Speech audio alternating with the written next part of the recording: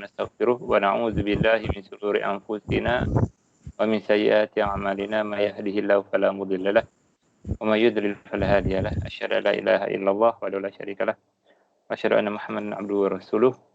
Alhamdulillah, kita bersyukur kepada Allah kita dapat mengadakan pertemuan pada malam ini. Assalamualaikum warahmatullahi wabarakatuh semua. Kita mulakan bacaan Kitab Al-Fatihah. Bismillahirrahmanirrahim.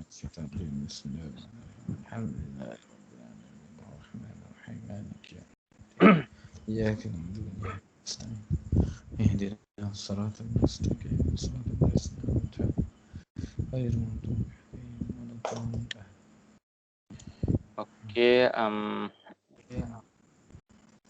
surah online kita pada malam ini bertajuk Ajaran Sesat, Pluralisme dari Perspektif Islam. Lebih kurang macam tu tajuk dia. Okey, saya rasa saya serahkan surah online ini kepada Bro Azli, silakan. Baik, bismillah, walhamdulillah. Walhamdulillah wa la ilaha illallah wallahu akbar wala haula wala quwata illa billahil aliyil azim.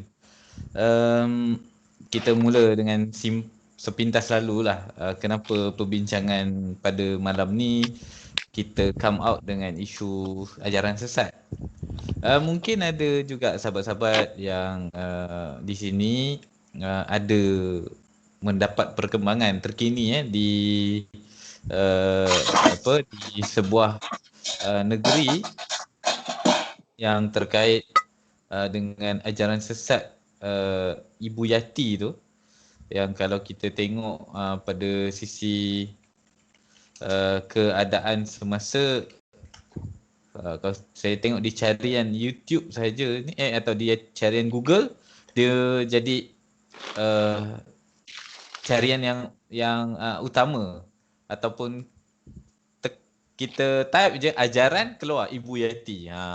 Maksudnya dia sekarang menjadi trending yang berkaitan dengan situasi ketika beliau atau Ibu Yati ini menghantar saman kepada yatim atau yang dipertua yatim lah, untuk kenyataan dia meletakkan bahawa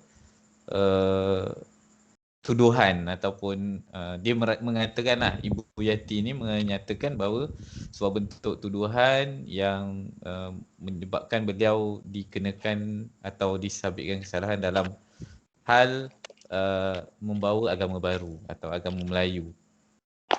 Ada beberapa lagi lah, ini di Sinar saya baca sedikit. Itu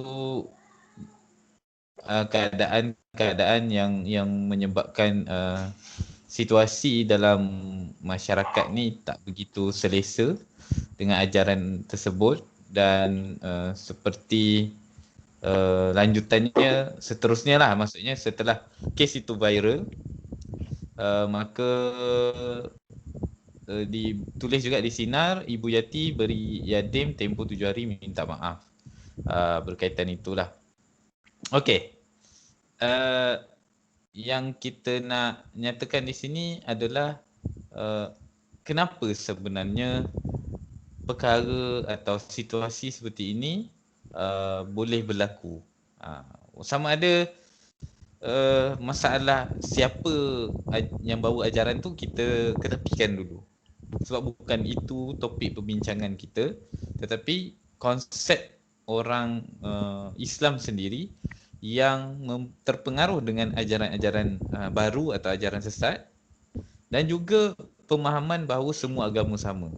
Sebab kemiripan dua ajaran ini, kalau kita perhatikan, dia membawa konotasi ataupun implikasi atau kesan pemahaman kepada umum, iaitu semua agama tu tak ada beza. Cuma kita pilih agama mana yang lebih kita sukai. Kadang-kadang seperti itu, hanyalah sebatas itulah. Adakah kita bersetuju, atau sebelumlah kita pergi lebih jauh tentang setuju atau tidak, nak tanya dulu pandangan Zaki. tentang apa yang Zaki fahami sepanjang perjalanan hidup Zaki tentang keadaan ajaran sesat ni. Mungkin boleh kongsi sedikit pandangan Zaki tentang ajaran sesat yang Zaki pernah dengar, pernah baca, pernah apa dekati ke, mana tahu kan, ada pengalaman seperti itu. Boleh silakan Zaki. Assalamualaikum warahmatullahi wabarakatuh. Aku bro. Waalaikumsalam warahmatullahi wabarakatuh. Alhamdulillah dengar. Jadi apa ni soalan bro tadi tentang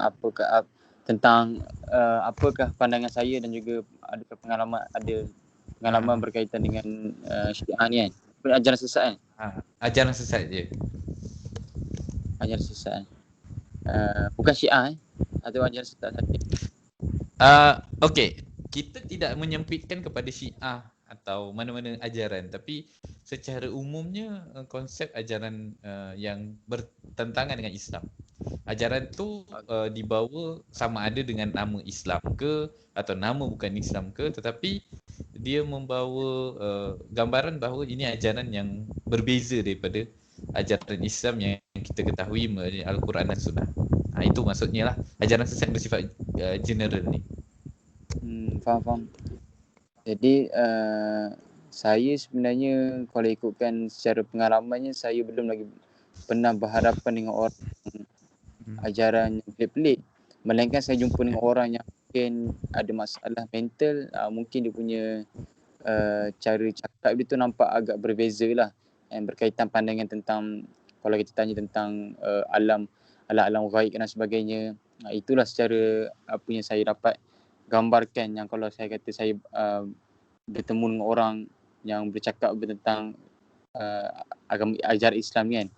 Jadi selebihnya saya rasa saya belum lagi ada experience, dan bagi saya sedikit pandangan saya, ajaran sesat ni kita boleh tengok kebanyakannya dalam masyarakat Melayu lah terutamanya, sebab kita ni duduk dalam kelompok yang memang berpegang kepada adat.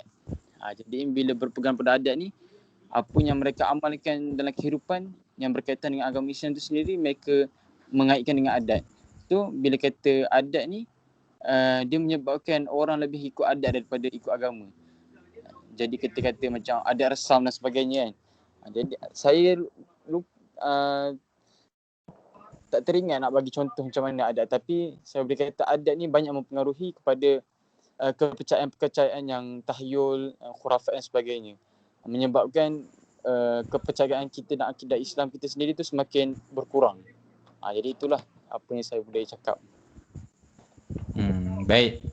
Jadi maksud Zaki dekat sini secara ringkas bahawa situasi ajaran sesat ni boleh mempengaruhi umat Islam adalah kerana adanya campur tangan adat atau elemen adat itu yang diangkat, sehingga kecenderungan untuk masyarakat Muslim yang mungkin kurang akses atau kurang dekat dengan nas Quran maupun hadis itu mudah terjebak.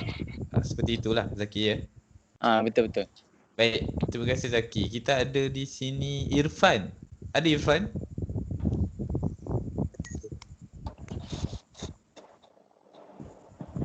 Okey, Irfan, boleh kita bertanya?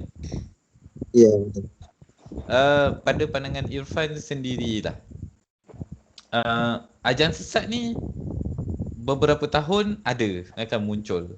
Apa penyebab yang menurut Irfan sentiasa ada je ajaran-ajaran baru? Apa yang sudut pandang Irfan sendirilah, apalah yang sebabnya mereka ni boleh atau berani atau ingin buat ajaran baru ni?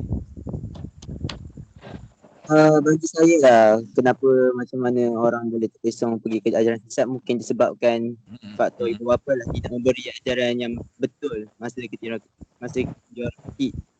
Tidak diberikan ajaran Islam. So bila dia tak dapat ajaran yang betul, so dia punya nanti dia tahu. So bila dah besar, benda-benda yang orang lain dia tahu, benda-benda pasal macam mana dia cakap,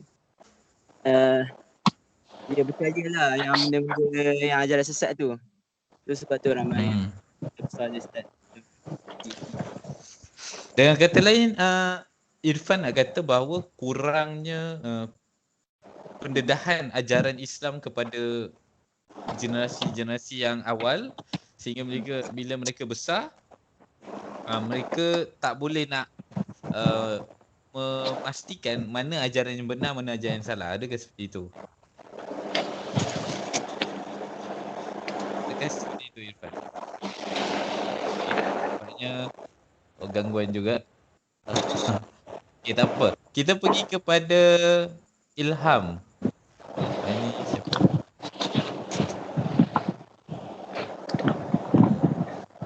Dia terpaksa mute. Ya, saya. Seorang punya suara. Okay. Bagi Ilham sendirilah. Kata Irfan tadi kurang pendedahan. Kemudian kalau kata Zaki kurang lebih tadi situasi ni macam mana tadi? Zaki nak kata lebih kurang. Okey, tak apalah, saya pun tak ingat sangat Zaki. Zaki ada mention tadi apa? Berkaitan dengan ajaran sesat ni? Boleh bantu? Adat. Okey. Adat dan juga kurang pendedahan. Mungkin pandangan Ilham. Kalau pandangan Ilham, memang macam mana kurang pendedahan tentang ajaran Islam dan juga adat ni betul-betul membantu atau membuatkan cepatnya atau mudahnya seseorang tu terpengaruh dengan ajaran selain Islam atau ajaran yang benar. Macam mana pandangan yang Ilham boleh kongsikan? Okay, Bismillahirrahmanirrahim. Bagi pandangan saya lah, kalau berkenaan dengan ajaran sesat ni, orang yang boleh terpengaruh dengan ajaran sesat tu, dia mungkin bukan mungkin lah, memang jahil berkenaan dengan agama Islam dan mungkin dia tergerak hati untuk berubah dan nak mendekatkan diri dengan Tuhan, tapi dia terjumpa jalan yang salah. Dan based on apa yang saya nampak yang sebelum ni lah, yang saya baca lebih semua, kebanyakan orang yang terpengaruh dengan ajaran sesat ni bukan dari golongan orang yang biasa-biasa, tapi orang yang ada pelajaran dari golongan pensyarah, lawyer, engineer dan sebagainya. Orang yang educated tapi dia terpesong ikut ajaran sesat sebab kurang pendedahan berkenaan dengan agama Islam dan dia jumpa jalan yang salah dan dia rasa benda tu benar. Dan biasanya ajaran sesat ni dia promosikan promosikan ajaran yang mana buat sesuatu ibadah tu dengan cara yang mudah. Jadi orang yang jahil ni dia akan rasa macam mungkin ni jalan yang betul. Lepas tu Ilham, kalau memandangkan perbincangan kita ada berkaitan dengan pluralisme kan, iaitu kesamaan semua agama, maksudnya agama semua sama. Bagi Ilham, macam mana Ilham memandang? Okey, ajaran apa pun sama je sebenarnya, tak kisah Islam ke bukan Islam. Sebab tu dia rasa tak bersalah untuk tukar agama, dia tak rasa bersalah walaupun dia ikut ajaran sesat, sebab bagi dia agama tu semua sama. Menurut Ilham, macam mana kalau cara berfikir seseorang tu seperti ini? Apa yang Ilham ingin katakan, masalah apa yang sedang dia hadapi sebenarnya? Bagi saya, orang yang menerima pemikiran pluralisme ni, dia sebenarnya dia tak mendalami pun ilmu Islam tu. Bila kita mendalami ilmu Islam, kita akan dapat mengklasifikasikan yang mana Islam ni sama ke, sama atau tak dengan agama-agama yang lain. Sebab dalam 3-4 tahun lepas dulu pun saya ada kawan yang agama lain, dia pun ada cakap pasal ni. Dia kata semua agama sama je, janji kita buat baik, nanti bila dekat sana semua masuk syurga. Janji buat baik je. Hmm. Lepas tu bila saya tanya, so kalau kata buat baik je terus masuk syurga, kenapa nak kena ada pelbagai agama? Dan dia diam lah. Tak ada point. Jadi kalau begitu, setiap agama tu ada identiti tersendirilah. Ada apa keunikannya masing-masing. Maksudnya tak samalah kan? Betul. Kalau berdasarkan kenyataan ilham, arti kata lain, setiap agama tu ada keunikan masing-masing. Adanya apa dipanggil, kalau secara reward ada pendirian lah. Ada pendirian masing-masing dalam hal-hal tertentu. Jadi memang benar, bagi saya setuju dengan pandangan yang Ilham kongsi. Baik, Zaki. Boleh Zaki?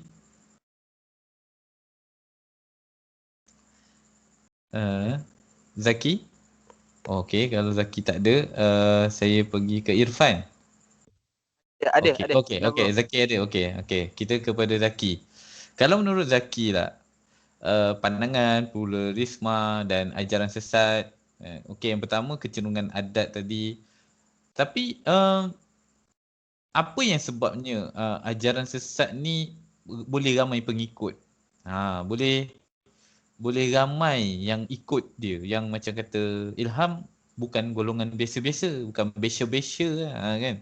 Bukan orang-orang kelas bawahan, tapi ada yang educated, orang doktor level, pensyarah yang meyakinkan orang tentang pendidikan dan sebagainya pun terjebak dengan ajaran sesat. Bagi Zaki, apa sebenarnya yang menjadi kunci kepada terjerumusnya orang-orang seperti ini masuk ke dalam ajaran-ajaran yang kadang-kadang sebelum tu mereka agama Islam. Bagi yang bukan agama Islam, okey, kita tak membahaskan itu.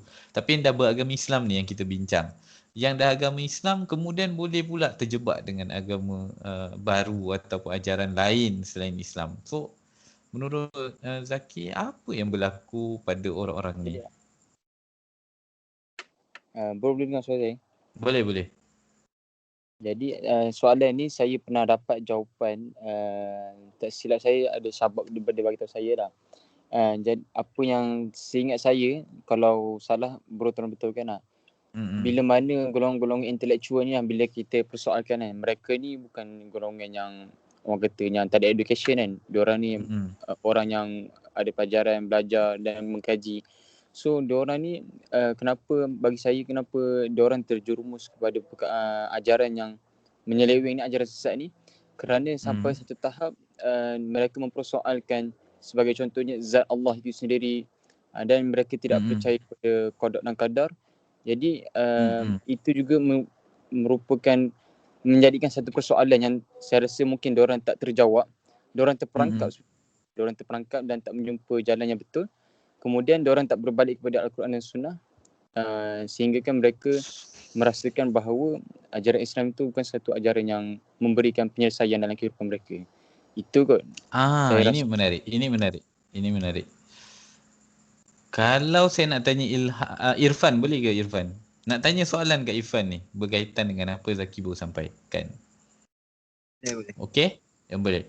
Irfan, Zaki ada kata tadi juga berkaitan dengan kenyataan bahawa mereka tak melihat Islam tu boleh selesaikan masalah. Bahkan untuk memahami Islam berbelit-belit kan. Zat Allah lah, iradah Allah lah, maksyiatullah dan macam-macam lagi istilah-istilah yang kena faham, kena tahu kan. Jadi kalau tak tahu maka malu kalau jadi Muslim. Tak tahu, lepas tu susah kan.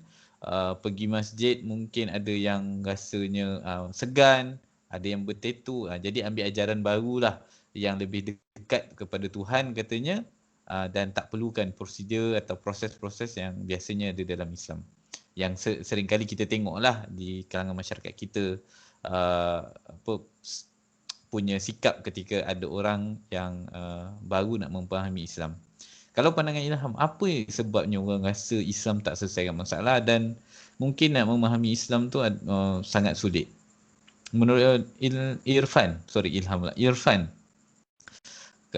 rasa adakah memang Islam ni sulit untuk difahami. Saya tak setuju dengan statement abang tu sebab Okey, silakan. kan ada satu ayat Islam itu mudah. Dia Hmm. kenapa orang dia anggap susah? Sebab orang-orang kita yang menjadikan dia susah. Kalau itu kan, dia macam contohlah kalau orang tu nak dekat dengan Islam lah kan. Dia nak macam satu tiba-tiba dia nak berubah hati nak pergi ke masjid. Lepas tu bila dia ke masjid, tiba-tiba orang kat masjid tu dibahan dia cakap-cakap, dia nak mencuri semua benda tu kan. Itulah kenapa macam mana dia boleh effect orang tu, dia macam kalau aku jadi Islam ni, kalau aku nak berubah aku kena kejam, baik aku jadi jahat. So dia ambil lah agama. Agama lain pun dia layan baik-baik je, dia bagi siap pada semua benda tu. Orang tu lebih tertarik kepada yang bukan jalan sebenar. So itulah bagi pendapat faktor kenapa orang. Okey. Terima kasih Irfan. Satu pandangan juga menarik untuk kita kongsi di sini. Bahawa sebenarnya bukan pada Islam tu tetapi pada orang-orang Muslim tu sendiri yang membuat diskriminasi. Mungkin juga buat sesuatu yang sebenarnya dalam Islam tak ajar perkara tu, tetapi disebabkan budaya ataupun tanggapan masyarakat yang inginkan kesempurnaan pada setiap orang yang datang ke masjid. Kalau Ilham rasa macam mana Ilham? Situasi ni betul tak?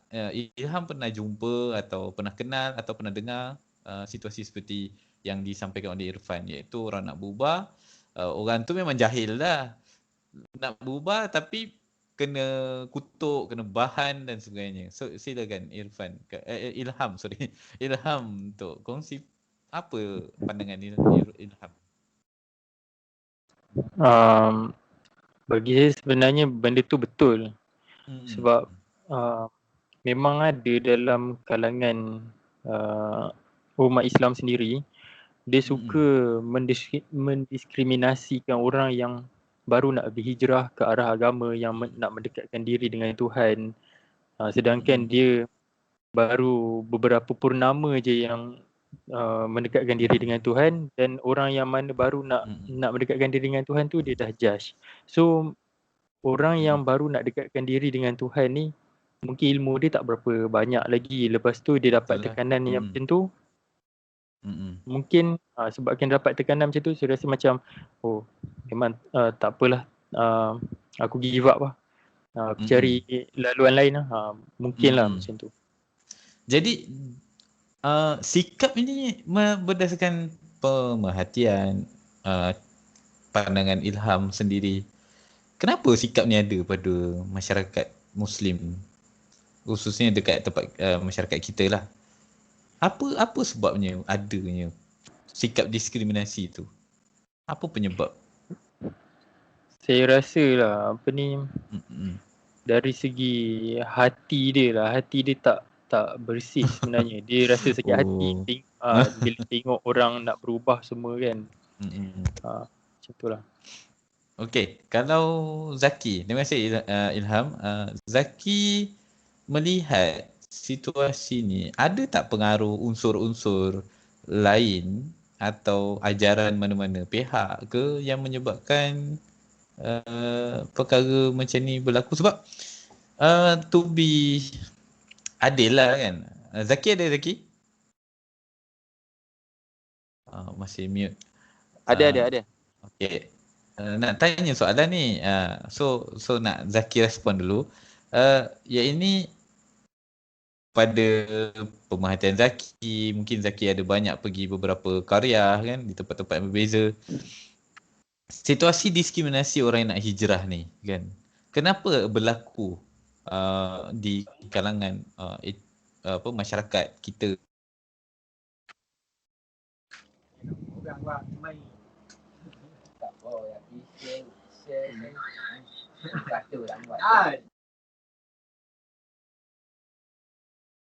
Hello bro, saya punya lagging. Secara umum, dari mana sebenarnya benda ni datang? Bro, Pengaruh dari mana? Daripadanya. Pulang balik tadi tergantung. Okey. Tadi dia tergantung. Okey, baik. Soalannya berkaitan dengan masalah diskriminasi orang nak hijrah, orang nak berubah. Kan situasi dia kembali kepada cerita yang tadi disampaikan Irfan, disampaikan Ilham, iaitu orang nak hijrah, orang nak berubah tiba-tiba kena diskriminate, kena bahan dekat masjid, dekat surau, orang-orang kampung ke sekalipun bahan, lepas tu dia pun give up, cari agama lain atau alternatif lain, akhirnya jumpalah ajaran lain ke, ataupun tukar agama atau memahami pluralisme tu masuk dalam diri dia. Menurut Zaki, daripada mana sebenarnya masyarakat kita atau khususnya masyarakat kita ni yang mengamalkan konsep discriminate orang-orang yang nak berhijrah ni? Baru nak nak baik, nak pergi surau, mungkin dia belum sempurna kan, badan masih tatu atau pakai seluar pendek datang masjid. Dah kena marah-marah dah. Dah kena, kau ni ni masjid tau dan sebagainya lah. Menurut Zaki dari mana perkara ni datang ataupun muncul? Macam mana benda ni boleh ada dekat pemahaman masyarakat kita sekarang? Soalan ni agak berat juga. Tak apa. Cuba bagi Zaki lah. Okey. Sekejap. Okey, nampaknya ada urusan lagi Zaki perlu selesaikan. Kalau okey. Okey, tak apa. Kita tunggu kita kepada sahabat kita yang lain, sahabat usrah yang lain, iaitu Ilham. Kalau Ilham rasa dari mana sebenarnya? Sebab saya sendiri ada pengalaman orang yang bercerita perkara yang sama, iaitu dia nak berubah, minta perlindungan dengan masjid tapi kena halau dengan AJK masjid, merasakan sebagai menyusahkan masjid, mengotorkan masjid dan sebagainya. So menurut Ilham, macam mana orang-orang macam ni nak berubah kan? Memang. Tapi dari mana sebenarnya sikap ni muncul? Dari mana? Siapa yang ajar? Ustaz yang ajar ke? Guru agama ke? Kat sekolah ke? Mana kita belajar bahawa diskriminasi ni berlaku?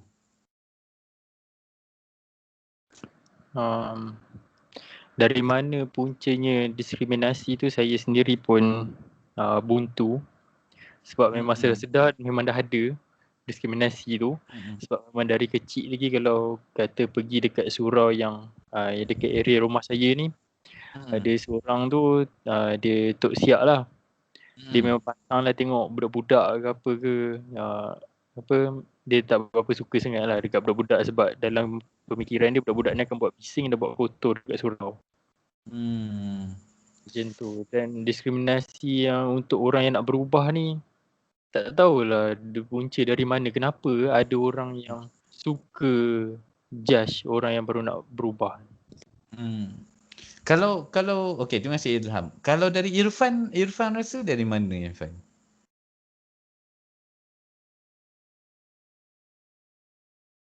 Okey. Ya, bagi pendapat saya lah, mungkin sila. Banyak akhlak dia orang lah. Itu salah satu pendapat saya, sebab kurangnya akhlak dia orang. Dia tak beri layanan yang bukan layanan lah, macam ada contoh macam macam mana? Silakan, bagi saja. apa nak cari perkataan nak macam mana describe benda ni. Dia macam kalau kan kita tak ada akhlak, dia macam macam sekejap saya nak dah lupa apa yang saya tadi. Dia macam orang tu dia layan buruk kat orang tu. Maksudnya dia apa, disebabkan orang ni buruk, sebabkan orang ni tak jaga etika, kita boleh je kutuk dia, boleh hina dia, macam tu lah. Tapi yang kedua bagi saya lah, sebab kan kebiasaan ni kan ibu bapa kita ajar pada kita supaya jangan kau sangat dengan orang bukan non-Muslim yang macam membenci gitu. Tapi apa yang dia kata tu yang kita boleh tegah kita boleh berkasar kepada orang non-Muslim tu dengan dari segi akidah, dengan satu lagi saya tak ingat. Tapi satu saya tak ingat. Tapi yang apa yang saya tahu, kalau kita juga kena layan juga terbaik dengan beri layanan baik kepada non-Muslim sebab dia orang juga manusia. Jadi okey, jadi saya belum dapat satu jawapan yang boleh menyimpulkan dari mana datang budaya diskriminasi ni. Okey, kita cuba tanya Zaki. Zaki dah okey ke? Zaki dah boleh cakap. Okey. Dengar tak soalan tadi? Iaitu dari mana datang budaya diskriminasi ni? Ajaran siapa atau amalan tu siapa yang contohkan? Menurut Zaki lah, pengamatan Zaki, mungkin Zaki ada maklumat boleh kongsi. Saya untuk situasi ni memang kita kata memang sering berlaku lah. Even contoh yang mudah ni dalam tabligh saya sendiri join tabligh pun mereka pun orang kampung pun ada satu macam mentaliti macam orang tabligh ni mesti habis, jangan kita halau dia, jangan bagi duduk sini lah semua dan sebagainya. So benda ni saya tengok dah jadi sebab bendanya bising ke bro, kau okey lah? Boleh. Okay. Jadi benda ni saya tengok memang dah totally dah macam pergilah mana-mana pun orang kampung ataupun orang Melayu ni totally ada sifat diskriminasi yang sangat tinggi. Dan benda ni dia berlaku bukannya kepada seseorang satu orang, tapi dia macam ada satu individu ataupun satu kelompok ataupun dia macam ibarat satu jemaah lah kata, memang ramai dah orang yang ada masalah diskriminasi ni. So tapi saya tak boleh nak cakap secara total, cuma saya perasan cuma apa yang saya nampak menerik dan saya teliti sendirilah. Jadi saya rasa benda ni berlaku sebabkan diorang ada sifat mungkin busuk hati ataupun ataupun nak kata macam ni, untuk berkait dengan adat ni susah nak uraikan sebab saya tak jumpa dia punya akar dia macam mana nak cakap. Tapi kalau begitu saya nak tanya Zaki satu soalan lain seterusnya lah. Maksudnya ketika mereka lakukan itu, mereka bukan mengikuti ajaran Islam, bukan mengikuti ajaran Nabi maupun para sahabat, tapi mereka mengikuti emosi mereka melihat orang-orang tertentu. Jadi ini menjadi kunci kepada perbahasan kita hari ini. Arti kata lain, sebenarnya isu orang jauh dengan Islam sehingga mengambil agama yang lain atau mengadaptasi pluralisme itu bermunculan bukan daripada masalah Islam, tetapi masalah daripada sikap umat Islam yang tidak mengikuti Islam dalam hal melayani atau mensikapi orang-orang yang baru nak hijrah atau orang-orang yang berada dalam kekeliruan kehidupan, sehingga boleh kita lorongkan kehidupan mereka tu ke arah yang benar. Dan memang saya setuju juga dengan titik perbincangan, iaitu di awal tadi masalah ajaran sesat maupun pluralisme ni adalah akibat ketika orang tidak yakin lagi kepada Islam. Tapi bukan sebenarnya masalahnya bukan pada Islam, tapi pada orang Muslim yang berada pada pusat-pusat Islam, misalnya di masjid, di surau. Dan inilah yang saya kira seringkali dapat komentar daripada orang-orang yang ingin hijrah, iaitu mereka rasa jauh ketika berada di masjid, tetapi bila kawan mereka non-Muslim lebih menghargai sehingga cenderung untuk menukar agama sebab layanan yang diberikan agama lain tu lebih baik daripada agama Islam sendiri. Begitu ya Zaki? Betul. Betul. Okey. Kita pergi kepada titik perbincangan seterusnya. Kalau situasinya begini Ilham. Jadi Ilham rasa ancaman terbesar ajaran sesat ni dekat ajaran sesat tu sendiri atau umat Islam yang sikap yang macam yang kita describe tadi? Sebenarnya ancaman dekat siapa sebenarnya? Maksudnya yang mendatangkan bahayanya ada kewujudan ajaran sesat ni, maksudnya ramainya orang akan tukar agama, itu disebabkan ada ajaran baru atau sikap orang Islam tu sendiri yang menyebabkan orang tukar agama atau ikut ajaran sesat? Mana satu pilihan Ilham? Bagi saya sikap orang Islam tu sendiri. Yang lebih bahaya, yang lebih mendatangkan keburukan ketika adanya ajaran baru betul. Antara sebabnya apa yang Ilham kira? Antara hujahnya lah. Apa dasar kuat yang Ilham kata begitu?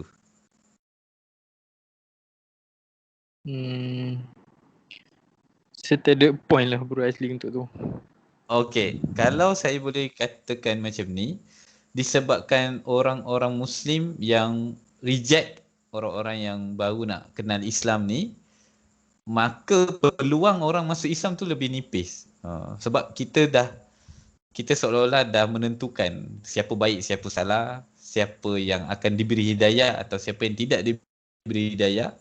Makanya kita yang menjadi hakim, ini umat Islam yang menjadi hakim kepada orang yang baru nak berhijrah maupun orang yang belum kenal Islam lah.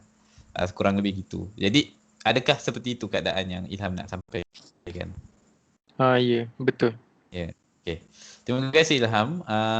Kalau kita tanya Ustaz KZ sendiri, Bro KZ boleh ke nak respon pertanyaan saya? Okey, saya cubalah respon. Okey, boleh ke? Boleh. Boleh. Okey, boleh. Baik. Nak tanya pada Bro KZ lah. Sebenarnya isu ajaran sesat memang kita tahu tentang ketidakpuasan manusia terhadap, macam yang kita cerita tadi lah, orang tak puas dengan jawapan atau keadaan, maka dia buat ajaran baru yang bagi dia lebih baik, ataupun dia ikut ajaran lain. Dan isu pluralisme, ke semua agama ni sama, menjadikan umat Islam tu melihat Islam tu tak ada special dah. Agama tu semua sama, so you can choose which one you want. Agama tu ibarat hanyalah barang yang boleh ditukar-tukar sesuai dengan kehendak kita. Menurut Bro KZ sendiri, apakah kunci ataupun dasar utama masalah ni? Boleh tak berkongsi pandangan? Assalamualaikum warahmatullahi wabarakatuh. Waalaikumsalam warahmatullahi. Saya cubalah jawab soalan Bro Azli daripada perspektif yang saya boleh faham lah, yang saya faham. Okey. Silakan. Pada hari ini, ketika di mana kita hidup di bawah dominasi ideologi barat ataupun ideologi kapitalisme, dalam ideologi ini dia ada suatu konsep yang dikembangkan yang mereka namakan sebagai human rights ataupun hak asasi manusia. Dan salah satu komponen yang dikatakan hak asasi manusia itu adalah kebebasan berakidah. Okay. Sebenarnya dia ada macam-macam kebebasan lah. Dia ada 4 jenis kebebasan. Kebebasan berakidah, kebebasan bersuara, kebebasan untuk buat apa saja, dan kebebasan untuk memiliki apa sajalah. Okay. Konsep kebebasan berakidah ni, di situlah kemudian terbit satu fahaman yang dikembangkan. Kita semua orang bebas untuk meyakini apa saja yang dia nak, yang dia rasa sesuai untuk diri dia, yang dia rasa boleh membahagiakan diri dia. Sementara mengatakan satu-satunya pandangan itu adalah satu-satunya pandangan benar, itu dianggap salah.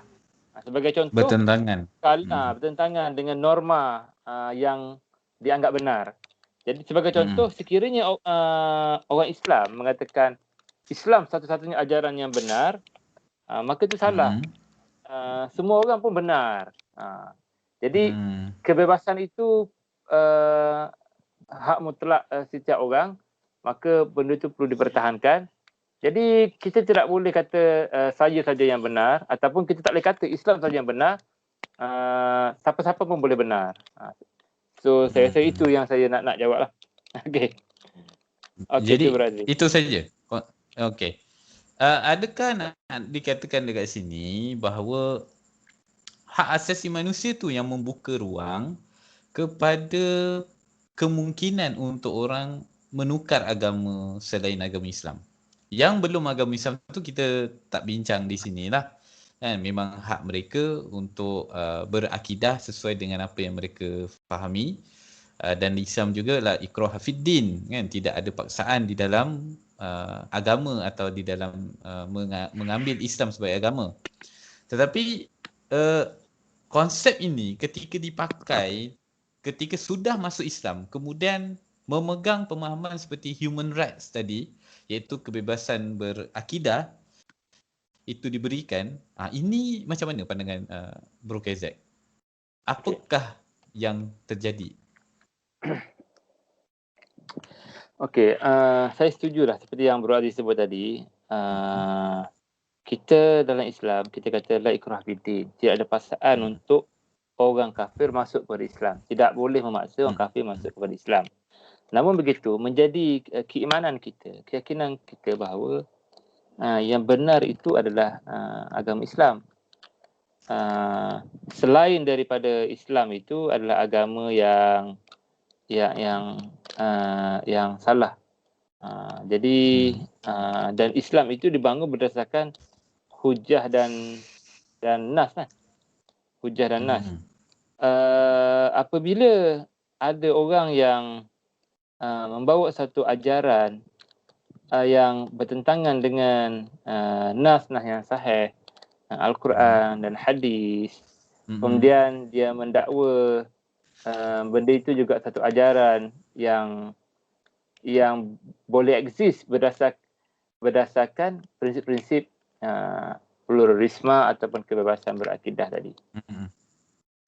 Kalau menurut Bro KZ sendiri dah, apa yang menjadi tunjang kepada perlunya mereka tu bawa agenda ataupun pemahaman pluralisme?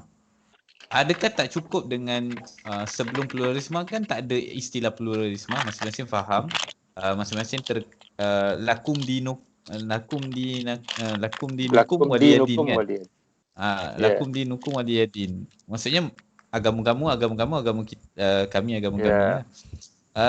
Kenapa perkara ni jadi perkara yang perlu diangkat dalam konsep pluralisme? Apa sebenarnya agenda yang nak disampaikan sebenarnya? Okey. Agenda. Sorry Bro Azli, agenda tu maksudnya agenda untuk mengembangkan pluralisme ke tengah-tengah kaum muslimin ke maksudnya? Ya. Saya lihat seperti itu suasananya sekarang. Ya. Okey. Saya fahamlah insya-Allah soalan tu. Okey. Umat Islam ni dia ada akidah, dan akidah itu akidah yang sangat kuat menyatu dalam pemikiran hati kaum muslimin sehingga sukar dicabut daripada hati kaum muslimin, daripada pemikiran kaum muslimin. Okey. Dan di situlah sebenarnya Barat melihat ancaman bagi peradaban Barat. Ketika umat Islam sukar untuk ditundukkan dengan ideologi Barat. Kalau kita bangsa-bangsa di dunia ini, semua orang berkiblat ke Barat, kecuali dunia Islam, di mana umat Islam dia ada kiblat yang lain. Kiblat itu adalah Islam. Dan ghirah Islam ni semakin lama semakin berkembang. Dan ini adalah ancaman terhadap peradaban Barat. Maka mereka ada agenda untuk mengacaubilaukan pemikiran umat Islam, untuk melonggarkan keyakinan umat Islam terhadap agamanya. Sehingga timbul satu keadaan huru-hara dalam masyarakat Islam. Akidah mula dipertikaikan, akidah mula dianggap ringan, bahkan boleh ditokok tambah, diselewengkan dengan anggapan itu benda yang boleh diterima. Dan pada akhirnya yang berlaku adalah umat Islam tu akan lemah. Sehingga mereka boleh menghancurkan umat Islam. Mereka telah berjaya menghancurkan institusi yang menjadi tonggak kepada kekuatan umat Islam, itu khilafah. Tapi dan mereka telah berjaya menghancurkannya. Cuma yang mereka belum berjaya adalah menghapuskan Islam terus daripada muka bumi.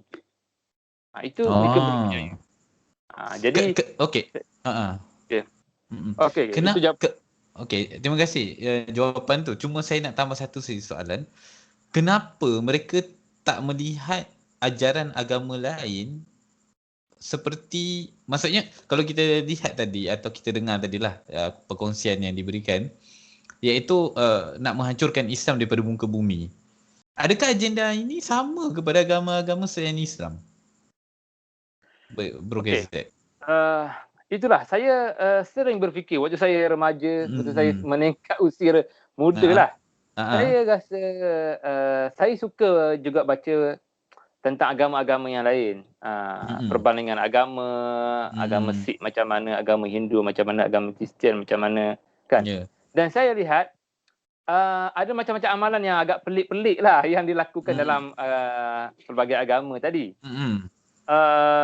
Tetapi kita lihat yang menjadi fokus kepada propaganda barat untuk yang mengatakan bahawa agama tu buruk, mundur, zalim, hanya fokus kepada Islam sahaja. Kita pelik kan?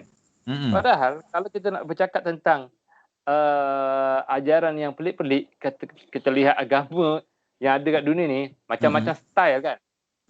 Saya tak naklah sebutkan supaya tidak menimbul seolah-olah nanti kata menghasut membenci agama lain pula kan. Tetapi bahawa kita lihat amalan-amalan dalam agama-agama lain tu bagi kita sebagai Muslim kita kata tu tak rasional. Tetapi hal itu tidak pernah menjadi isu bagi propaganda orang-orang liberal, orang-orang sekular ni. Tapi untuk Islam mereka terus-menerus tidak henti-hentinya cuba untuk mengacau akidah umat Islam. Kenapa tu Bro Gazette? Boleh kongsi tak? Kenapa mereka terus-menerus seperti itu? Ada sebab tak kenapa mereka buat begitu? Okey. Apa yang saya faham, ini apa yang saya faham lah. Bro Azli boleh bagi komen sendirilah. Okey, kita kongsi di sini. Okey, apa yang saya boleh katakan, kerana mereka melihat bahawa agama selain daripada Islam, dia hanyalah sebagai sebuah ajaran kerohanian semata-mata. Sementara Islam, dia bukan semata-mata sebuah ajaran yang berbentuk kerohanian. Islam adalah sebuah agama, ajaran yang berbentuk kerohanian, tetapi juga Islam adalah sebuah ajaran yang berbentuk politik. Kerana dalam Islam ada sistem kehidupan yang menyeluruh, baik ekonomi, politik, sosial, negara dan sebagainya. Jadi di sinilah Barat melihat keberadaan Islam itu adalah satu ancaman kepada tamadun Barat. Sebagaimana mereka melihat komunisme dulu sebagai ancaman kepada Barat. Tapi sama mereka juga melihat Islam sebagai ancaman kepada Barat. Dan ketika komunisme telah hancur, telah ditinggalkan oleh orang-orang yang menganut agama komunisme, tinggallah Islam satu-satunya ideologi yang masih exist yang menjadi ancaman kepada eksistensi ideologi Barat pada hari ini. Baik. Terima kasih. Itulah jawapan yang saya rasa menarik untuk kita fahami dan mungkin pada awalnya kita berbicara tentang ajaran sesat yang bersifat daripada kesalahan umat Islam sendiri yang menggambarkan buruknya Islam, ditambah lagi dengan agenda daripada pihak Barat yang ingin menghancurkan Islam, maka dibawalah slogan pluralisme, ditambah dengan adanya ajaran sesat yang kadang-kadang tidak mampu ditangani oleh undang-undang negara, atau saya kira terlalu minimum lah cara pengekangannya. Mungkin di sini Abe, saya lihat di sini ada rakan kita Abe berada bersama dengan kita. Abe boleh sapa? Boleh kita berbual?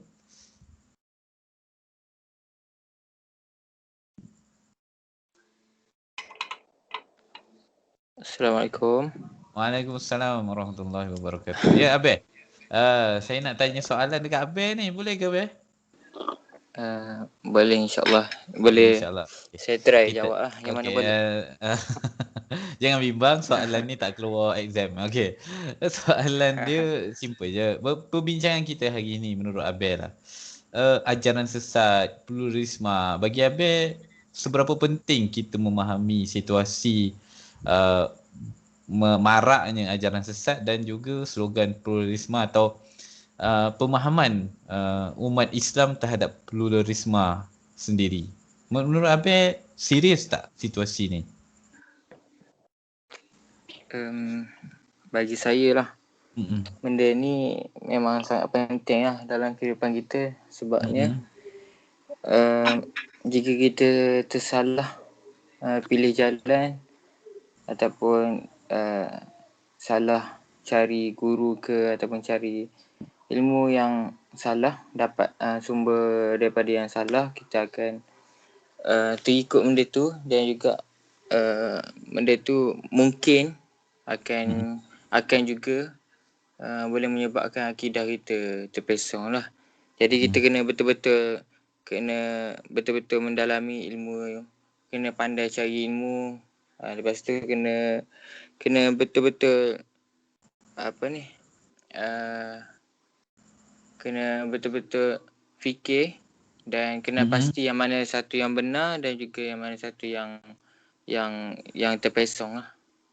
Okey, Abel, nak tanya satu soalan. Kita ada tinggal lagi 10 minit akhir ni. Apa yang Abel boleh kongsikan, langkah-langkah yang Abel buat untuk supaya menjaga Abel? Yalah, kita kan sekarang macam-macam orang yang kita akan jumpa bercerita tentang katanya ini Islam, ini agama yang benar, tapi macam mana Abel jaga supaya Abel tidak terjerumus pada mana-mana kesalahan atau kesalahfahaman memahami Islam dan agama yang benar? Menurut Abel, apakah yang Abel boleh kongsi dengan sahabat semua, langkah-langkah yang boleh kita ambil untuk menjaga diri kita daripada terpengaruh dengan elemen-elemen tadi? Okey, baik. Bagi saya lah, yang pertama sekali, sudah tentu mula-mula sekali saya semak dan kenal pasti dia punya latar belakang dulu. Contohnya macam dia punya pelajaran dia, daripada mana dia belajar apa semua, lepas tu dengan guru mana dia belajar. Lepas tu yang kedua, tengok juga dia punya kelulusan lah. Macam sijil tu maknanya bukanlah kata sijil tu kita boleh percaya 100% tak juga, tapi dengan sijil tu mungkin dengan sijil tu kita boleh percayalah, yakinlah dia punya itu dia punya pengetahuan, dia punya ilmu dia tu benar lah. Kan kadang-kadang ada juga sijil orang beli. Sijil tu tak tak semestinya 100% tu betul. Okey, kalau sijil dah okey. Ataupun tak jumpalah sijil kan. Dia bukan orang yang ada sijil. So apa lagi guide lain yang Abi akan gunakan untuk pastikan yang dia bawa tu sesuai dengan Islam atau agama yang membawa kepada kebenaran yang sebenar? Apa yang lagi Abi akan semak?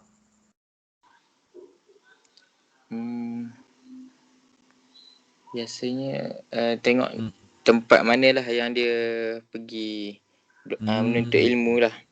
Maksudnya di mana tempat dia habiskan masa, di mana tempat dia selalu menelaah ke murajaah dan sebagainya lah. Betul.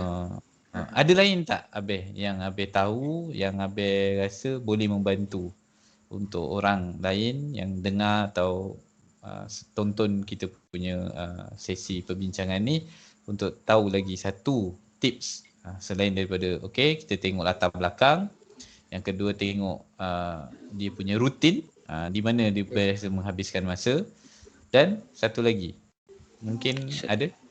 Okey, ini menurut peribadi lah. Ya, boleh. Yang terakhir, mungkin kita boleh tengok dengan siapa dia bergaul. Mungkin melalui pergaulan mereka tu kita dapat kenal pasti rakan-rakan dia tu sama ada juga orang yang betul-betul benar ataupun mungkin telah terpesong macam tu. Jadi terima kasih Abel untuk perkongsian Abel, walaupun dah hadir di hujung-hujung. Okey, insya-Allah akan datang, kita tunggu untuk perkongsian dari Abel lebih banyak. Zaki, kita ada 5 minit terakhir Zaki. Boleh Zaki? Ya saya. Okey, ni mungkin Zaki dah bergaul dengan ada yang cerita tadi tabligh, mungkin dengan apa sahabat-sahabat di masjid kan. Aha.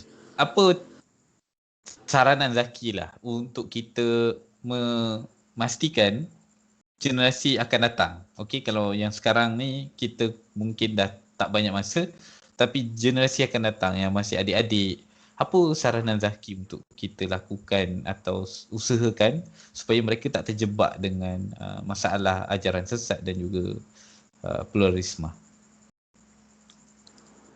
Okey, baik, daripada pandangan saya, antara perkara yang kita boleh tekankan kepada golongan remaja lah kan. Ada yang pertama sekali adalah kemantapan akidah Islam itu sendiri.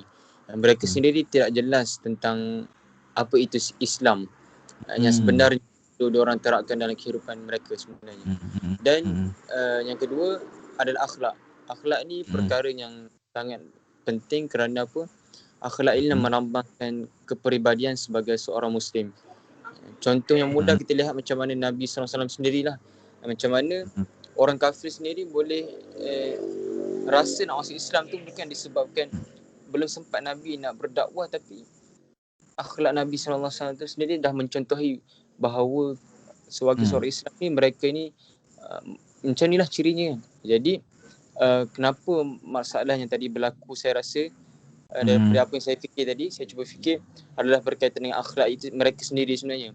Bila akhlak kita rosak, maka akidah Islam kita sendiri pun dah kita rosak, tapi kata semakin jauh dengan Islam lah. Jadi untuk generasi yang akan datang ni kena perlu mantapkan fahaman Islam itu sendiri. Mereka kena belajar dan didedahkan. Dan yang kedua, akhlak. Akhlak ni mereka perlu didik diri mereka sendiri untuk menjadi sebagai seorang Muslim yang sejati lah. Itulah. Dengan kata lain, boleh jumpa Abang Zaki untuk memantapkan akhlak dan memantapkan akidah lah. Boleh ke? Bolehlah kita jumpa Abang Zaki menuntut ilmu. Hai Sifu. Inilah Sifu kita, Sifu Abang Zaki. Baik, insya-Allah terima kasih kepada sahabat-sahabat yang berkongsi pandangan. Ada yang juga dah left sebab ada urusan, maklumkan. Tapi begitulah perbincangan kita santai begini, dan mudah-mudahan menjadi sebuah wasilah untuk kita dapat lebih banyak perkongsian dan keterbukaan dalam mengambil pandangan-pandangan yang mungkin kita belum pernah dengar, belum pernah tahu. Wallahu alam, saya serahkan kembali kepada Bro KZ untuk mengambil tempat bagi penutup. Silakan.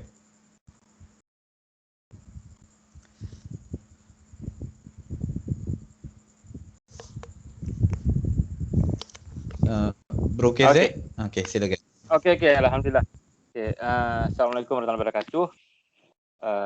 Alhamdulillah, demikian perbincangan kita pada malam ini. Mudah-mudahan memberi manfaat kepada kita semua. Saya percaya ada banyak poin-poin yang telah dikongsikan oleh para peserta kita untuk topik perbincangan kita pada malam ini, ajaran sesat, pluralisme dan dari perspektif Islam. InsyaAllah kita akan bertemu lagi pada minggu hadapan, pada hari yang sama dan waktu yang sama, insyaAllah. Sekian saja. Assalamualaikum warahmatullahi wabarakatuh. Kita tutup dengan tasbih kibarah dan surat Al-Asri.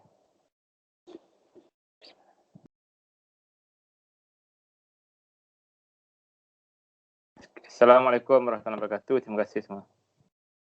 Waalaikumsalam warahmatullahi wabarakatuh. Terima kasih semua.